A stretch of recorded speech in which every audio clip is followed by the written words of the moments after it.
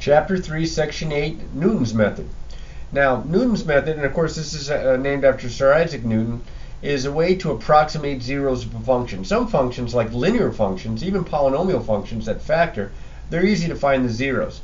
But other functions, it could be a little bit, certain transcendental functions could be a little bit more difficult to find, and we would either have to depend on technology to come up with an estimate of the zero, or we can use calculus and the idea of tangent lines. So that's what we're going to develop first, is the idea of using a tangent line, because it's very simple to find values on a line, and if we can find a tangent line that approximates the values of some complicated functions, even that much better for us. So let's say that we have, as my diagram is trying to show here, some function y equals f of x, and you can see I just made some kind of a weird looking curve here. And let's say that we look for the tangent line at x value of a. So if the x value is a, then that means the point of tangency here, my tangent line being kind of in a brown color, is the ordered pair a f of a, and f of a coming from the fact that my curve is y equals f of x. Now to find the tangent line here, and then therefore find the x-intercept of the tangent line, which is going to approximate my zero, what I'm going to do is find the equation. Now I have to have the derivative to have the slope. So if I take the derivative and I plug in a, this is going to be my slope, and of course that's my point. So if I use point slope form and plug a in for x sub a, f of a in for y sub a, and then f prime of a in for m, I get this equation. This is my tangent line. If I go ahead and add f of a to both sides, I get the y value, and of course the y value, if we're looking for the zero of the function, the y value is 0. So we'll call this, from the tangent line here, we'll call it L of x, and the L comes from the word linearization. Definition here: a function f is different if a function f is differentiable at x equal a, then the approximating function, which is our linearization function here, L of x, which is f of a plus f prime of a times the quantity x minus a, is the linearization of our function f at a.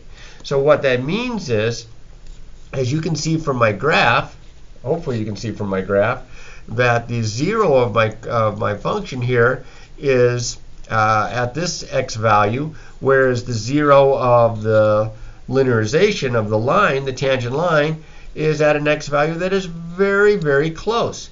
In fact, I picked this value here, a. What if I had picked a to be a point a little bit closer down here, closer to the zero? So we could get better and better approximations. But x equals a is referred to as the center. It's our initial approximation. It's called the center of the approximation. Now, what I want to do is show you how you can use this to approximate a zero. We'll do something very simple here. And so I'll pick a function here, f of x equals x squared minus 5, and we're going to use linearization to approximate the positive zero, because there are two zeros. You guys can look at this and see x squared minus 5 is equal to 0 when x is equal to plus or minus the square root of 5. So I already know what the zeros of my function are. I'm going to approximate them using the linearization method, which again, I'm going to write it over here. L of x is equal to f of a plus f prime of a times the quantity x minus a. So I need to find my center of linearization. So I want an approximation here. Now that's where I would probably make a sketch and approximate what the zero, the positive zero, would be. So just for our purposes, we're going to say that a is approximately, that is equal to 2. That's going to be our center. Now we know that it's actually a little bit more than 2. It's the square root of 5, which is approximately 2.236068. But 2 is a good enough approximation to start with here. So now I am going to find here, if I have f of 2, that's going to be 2 squared minus 5. That's going to be negative 1. So my ordered pair is 2, negative 1. If I take the derivative of f is 2x, so the derivative at the center at 2 would be 4. So now I get L of x to be equal to f of a, which is negative 1, plus f prime of a, which is 4, times the quantity x minus a, and a, of course, is 2.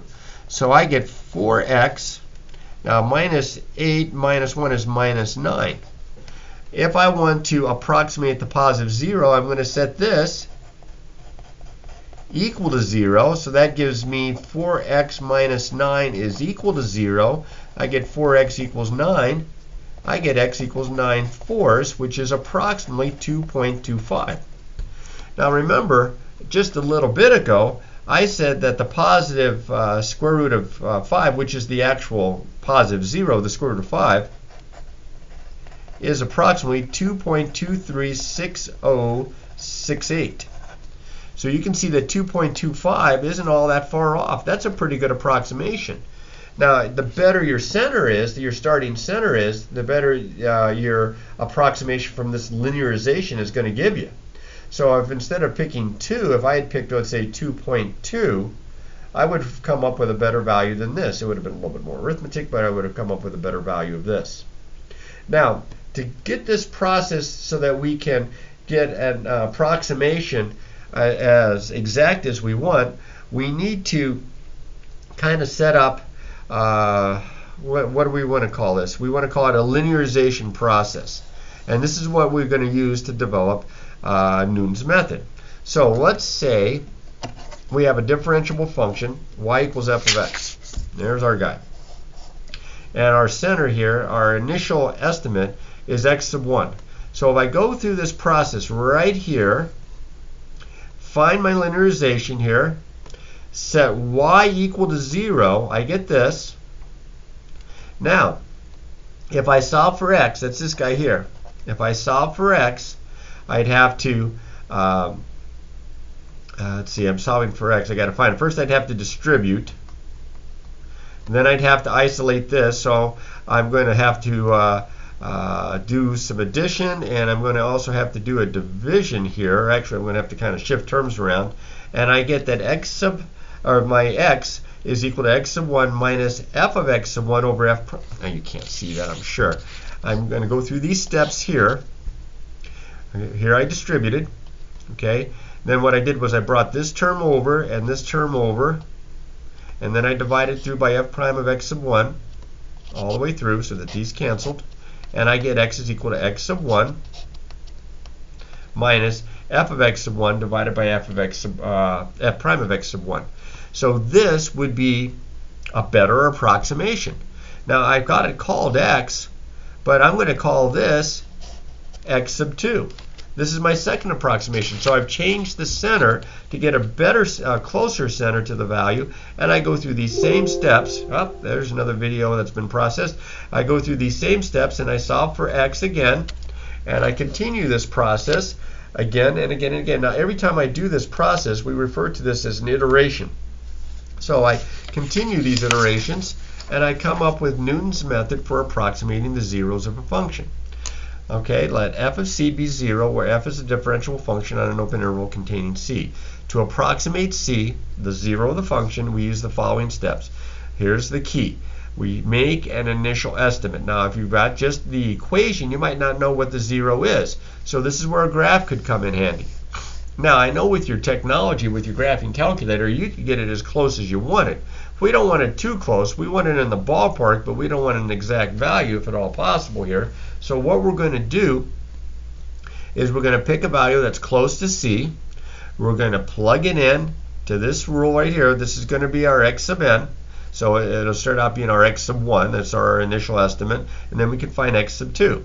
Then we're going to look at the difference between x sub 1 and x sub 2. And if it's less than whatever the book asks for as far as the accuracy is concerned, to the nearest thousandth, whatever it might be, then we can stop. Otherwise, we're going to now do this process all over using x sub 2 as our center, and then finding x sub 3, and we're going to go through these steps. Each time of the step, it's called an iteration. Okay, we're going to find the real 0 of f of x equals x to the third plus 3x plus 1. If x sub 1 is equal to, that's supposed to be a negative 0.3.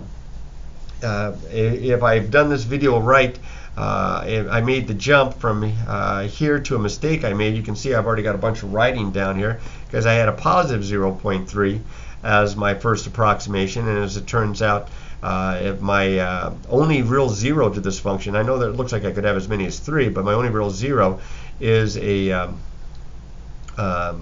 a negative number, and we're going to use Newton's method so that we can get our approximation to as close within 1/1000. So x sub 1 is equal to negative 0.3. X sub 2 would be equal to negative 0.3 minus f of negative 0.3 divided by f prime of negative 0.3.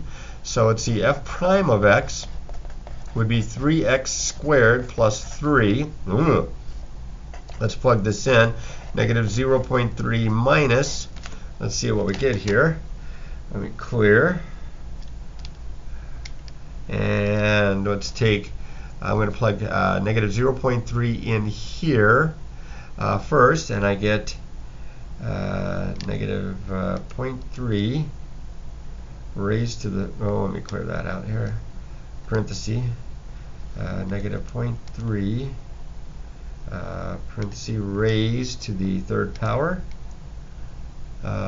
plus, or since it's negative 0.3 in there, that'd be minus 0.9 plus 1, and I get this to be 0.073 up top. On the bottom, I'm going to plug in negative 0.3.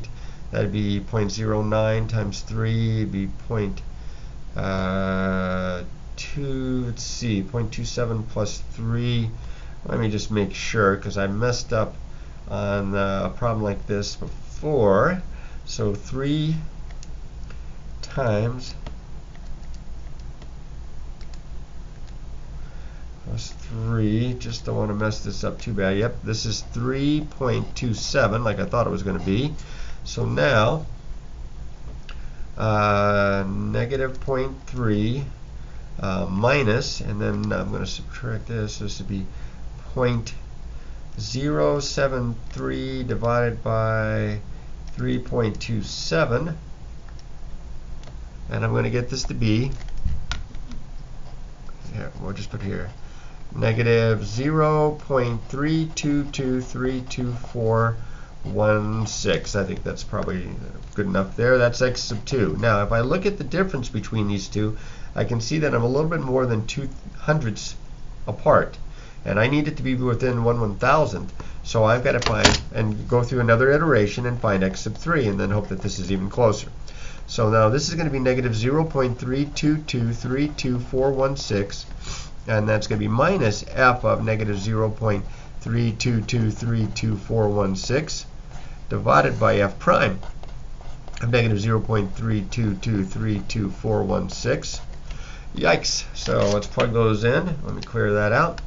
So that's going to be negative 0.322322416 minus parenthesis up top, negative 0.322322416 to the third power plus 3 times negative 0.322322416 plus 1 on top divided by, on the bottom, 3 times negative 0.322322416 squared plus 3, and I get negative 0.32218533603. Okay, now here was x sub 2. Here's x sub 3. Do you see that I am 2/10,000ths apart? So that's enough. I want it between zero to be the difference to be within 0.001 or 1/1000th, and this is 2/10,000ths apart approximately.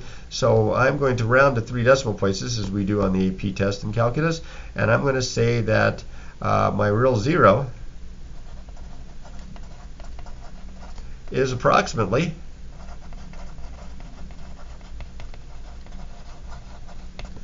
negative 0.322. And it took me 2 iterations because I was given the original 0.3. So let's try another one here. and see what we can do, so we can kind of go along the idea, are we always just finding a zero? Can it be used for some other kind of a problem? And finding a zero is really what Newton's method is defined for. So here's another problem that looks different, but at the same time that it looks different, it is essentially going to become the same problem here, because it says find the 3 decimal places the x-coordinate of the point of intersection in the first quadrant with this line here and this curve right here. So what I'm going to do here is I'm going to, if I'm finding the point of intersection, I'm going to set them equal. I'm going to write that the sine of x is equal to 1/3 x, which means that the sine of x minus 1/3 x is equal to 0. So this guy here is what I'm going to call my function f of x. I'm going to call him the sine of x minus 1/3 x. And this is the 0 that I'm going to find. Now, because of the types of functions that I'm dealing with, I want the point of intersection in the first quadrant. So what I'm going to do is I am going to graph these two functions here. I'm going to graph the sine of x, and then I'm going to graph 1/3 x,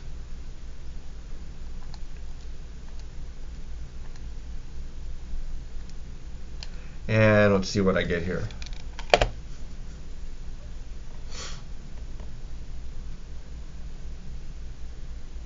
Well, I didn't make my graph big enough. It looks like I need to make my window just a little bit bigger on the x-axis here.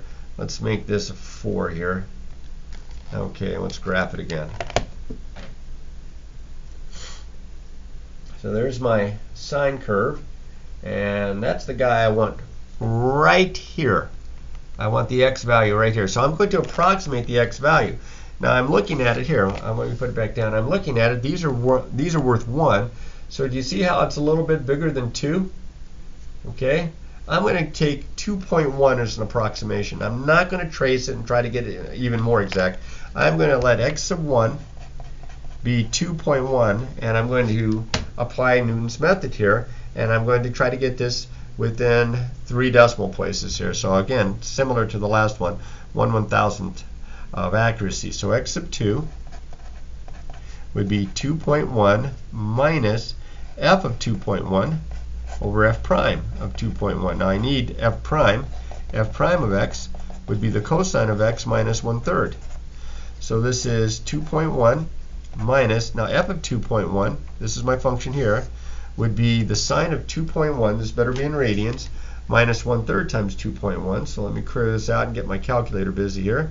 So I have the sine of 2.1 minus 1/3 times 2.1, and my numerator is 0.163209366, and I'm going to divide that by f prime. Now that would be the cosine of 2.1 minus 1/3. I'm not going to, well, I might as well since I already wrote it down here. So the cosine of 2.1 minus 1/3 is negative 0.8381794379. Yikes. Point. Well, it's going to be negative, so I'm going to be subtracting the negatives like adding the opposite here. So I'm going to have 2.1 plus, and then the quotient of 0.16320993, oops, let me backtrack here, I don't want to do all that work and then mess up, divided by 0.83817.94379. And I get this to be 2.294718886. Now if I look at the difference here, you can see that I'm far apart because of my initial estimate. So let me find x sub 3. I know, it's a killer. This is 2.294718886 minus f of 2.294718886 over f prime of 2.294718886. So let's see if I can do this all on my calculator in one step here so that I don't drag this on even more than what I have already.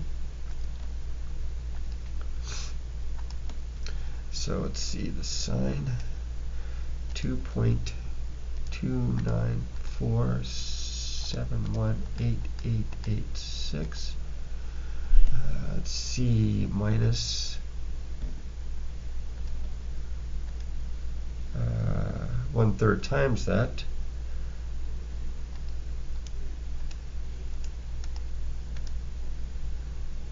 $2.29471886. Holy smokes.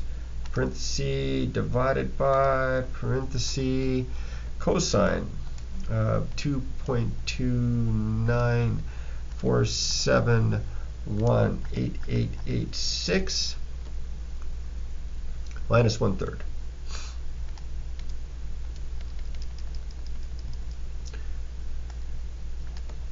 And I hit enter, and I get this to be x sub 3 to be approximately 2.2789579694. I'm not close enough yet. Look at this. I'm still too far away. I'm getting better, but I'm still too far away. So I'd have to go one more time, I'm going to guess, maybe two, hopefully one more time. 2.2789579694 minus f of 2.2789579694 over f prime of 2.2789579694. Can you imagine doing this without the calculators? Again, we stand on the shoulders of giants so that we can see ahead here. All right, so let me clear this mess out. 2.2789579694 minus the sine of 2.2789579694. Let's see, that would be minus 1/3 times 2.2789579694. That's the numerator, divided by my denominator of the cosine of 2.2789579694. Let's see, minus 1/3. And I get, there we go, now we're cooking with gas, 2.2788626664. There we go. You can see that we are certainly within 1/1000. In fact, we're within about 1/10,000. So in this case, it says find the x value, the x coordinate. The x coordinate is approximately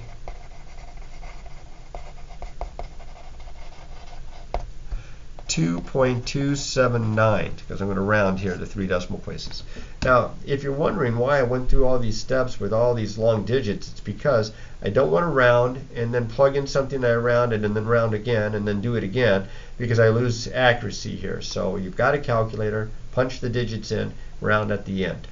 All right, now it says that the approximations, like I have here, 2.1, 2.27895799694, 2.278862664. It says that this has a limit, which is actually the zero of the function. So what we would have if we listed these out as a sequence is that we would have a convergent sequence. The limit of the convergent sequence is C. Now we'll do a lot of stuff with convergent sequences and convergent series in Calc 3, Calc 2 and Calc 3. Now Newton's method is a great method for approximating. Of course, it takes a while. It's not as efficient as it was, just grabbing your calculator and doing it, because I can just plug this into a TI-89 and get the exact value, or get a much more precise approximation, not an exact value necessarily. But Newton's method won't give you this value. You won't get a convergent sequence if you end up somehow dividing by 0. So as long as this doesn't give you division by 0, you should be golden. Now if you get a value where you plug it in and you get 0 in the denominator, just choose a different original approximation, your x sub 1 to be differently. Okay? Also, if the 0 of the function is a point of inflection, you may also have problems including the 0 divided by 0 in the denominator, so you have to be careful on that. Otherwise, it works fine. If it doesn't work fine, pick a different value and then try it again. Just try to pick something close, but don't use your calculator to start off already 3 digits as accurately as you pick for an approximating value here. So practice, practice, practice. This does show up on the AP test. It typically isn't set up where you're finding these long iterations, but it does show up on the AP test, and the linearization is definitely on the AP test.